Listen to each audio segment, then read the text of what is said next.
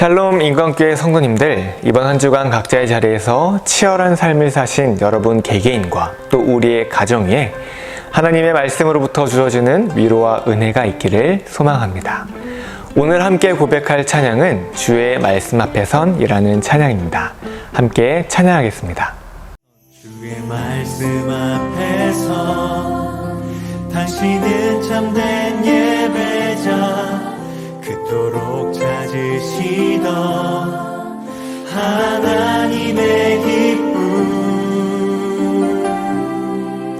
이 세상을 향한 거룩한 생명빛 되어 이 세상을 위한 구원의 소망 되어 영원한 하나님의 나라 함께 세워가리. 주의 부르심 따라, 주의 부르심 따라 당신의 삶을 세상은 당신 안에서 주의 영광을 보게 될 것입니다. 주의 영광 보리라. 이 세상을 이긴 주님의 군사들, 또한 이 세상을 섬긴 주님의 손과 발 되어 영원한 하나님의 나라 함께 세워 자신을 향하여서 이 세상을 이긴 주님의 군사 되어 이 세상을 섬긴 주님의 손과 발 되어 영원한 하나님의 나라 함께 세워가리. 서로를 향해서 격려의 박수 하도록 하겠습니다. 이 시간 칭찬하고 격려하는 시간을 가지려고 합니다. 가족 구성원 모두가 한 사람씩 돌아가면서 자신의 옆에 있는 사람을 칭찬하면 되는데요. 오늘은 특별히 이번 한 주 동안의 일들을 생각하면서 그 사람의 구체적인 일 또는 행동을 언급하면서 칭찬해주면 좋겠습니다. 예를 들어서 어제 점심에 내가 제일 좋아하는 고기 반찬을 해주셔서 고맙습니다, 엄마. 이런 식으로 한 가지 일, 구체적인 일을 언급하면서 그 사람을 칭찬하고 격려하고 또 감사를 표현하면 되겠습니다. 그럼 잠시 영상을 멈추고 나눔의 시간을 갖겠습니다. 왕이 뭇 백성에게 명령하여 이르되, 이 언약책에 기록된 대로 너희의 하나님 여호와를 위하여 유월절을 지키라. 사사가 이스라엘을 다스리던 시대부터 이스라엘 여러 왕의 시대와 유다 여러 왕의 시대에 이렇게 유월절을 지킨 일이 없었더니 요시야 왕 18째 해에 예루살렘에서 여호와 앞에 이 유월절을 지켰더라.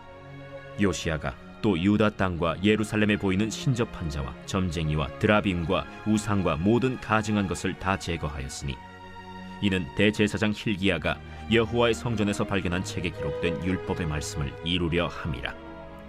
요시야와 같이 마음을 다하며 뜻을 다하며 힘을 다하여 모세의 모든 율법을 따라 여호와께로 돌이킨 왕은 요시야 전에도 없었고 후에도 그와 같은 자가 없었더라. 그러나 여호와께서 유다를 향하여 내리신 그 크게 타오르는 진노를 돌이키지 아니하셨으니 이는 므낫세가 여호와를 경노하게 한 그 모든 경노 때문이라. 여호와께서 이르시되, 내가 이스라엘을 물리친 것 같이 유다도 내 앞에서 물리치며 내가 택한 이 성 예루살렘과 내 이름을 거기에 두리라 한 이 성전을 버리리라. 요시야의 남은 사적과 행한 모든 일은 유다 왕 역대지략에 기록되지 아니하였느냐.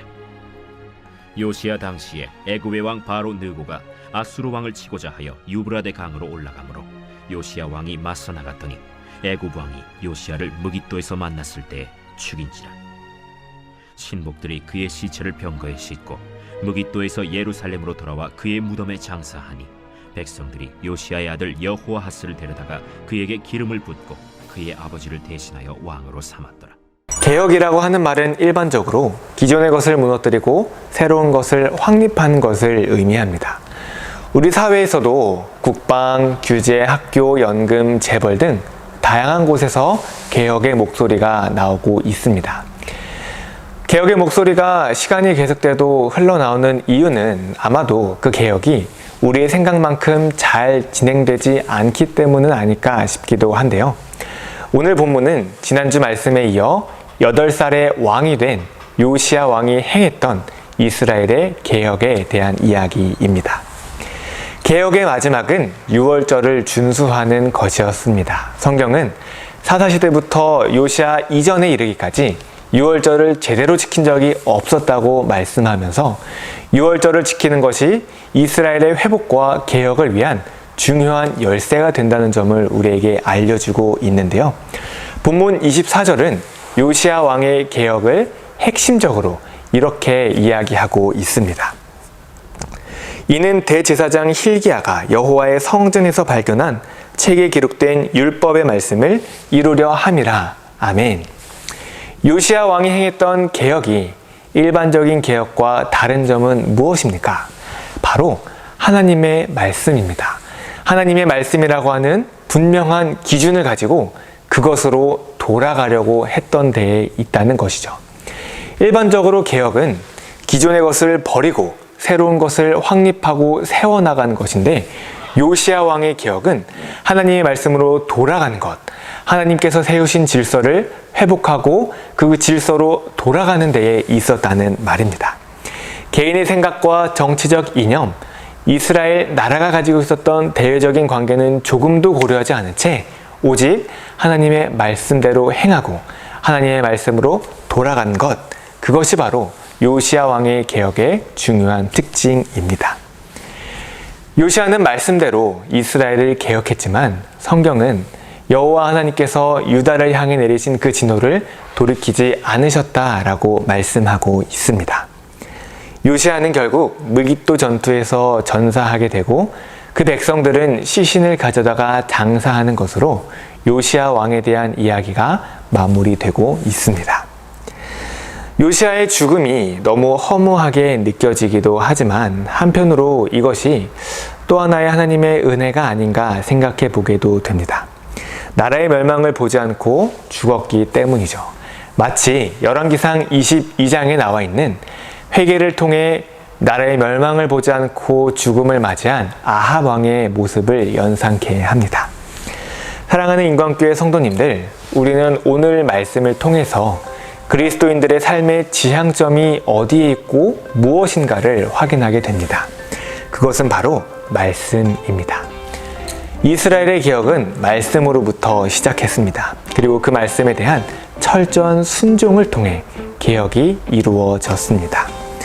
하나님은 말씀에 순종하는 신실한 자들을 선택하셔서 그들에게 사명을 주시고 그들을 통해 일하신다는 것을 우리는 기억해야 합니다. 우리 각 사람과 우리의 가정이 하나님의 말씀을 최고의 가치로 여기고 그 말씀에 순종한다면 하나님은 우리 가정에 사명을 주시고 우리를 통해서 일하실 것입니다. 주의 말씀과 그 말씀에 순종하는 신실한 자들을 통해서 역사하시는 하나님의 일하심을 기대하시면서 오늘도 그리고 오는 한 주도 하나님의 말씀을 사모하는 우리 모두가 되기를 간절히 소망합니다. 주기도문으로 예배를 마치겠습니다. 하늘에 계신 우리 아버지, 아버지의 이름을 거룩하게 하시며 아버지의 나라가 오게 하시며 아버지의 뜻이 하늘에서와 같이 땅에서도 이루어지게 하소서. 오늘 우리에게 일용할 양식을 주시고 우리가 우리에게 잘못한 사람을 용서하여 준 것 같이 우리 죄를 용서하여 주시고 우리를 시험에 빠지지 않게 하시고 악에서 구하소서. 나라와 권능과 영광이 영원히 아버지의 것입니다. 아멘.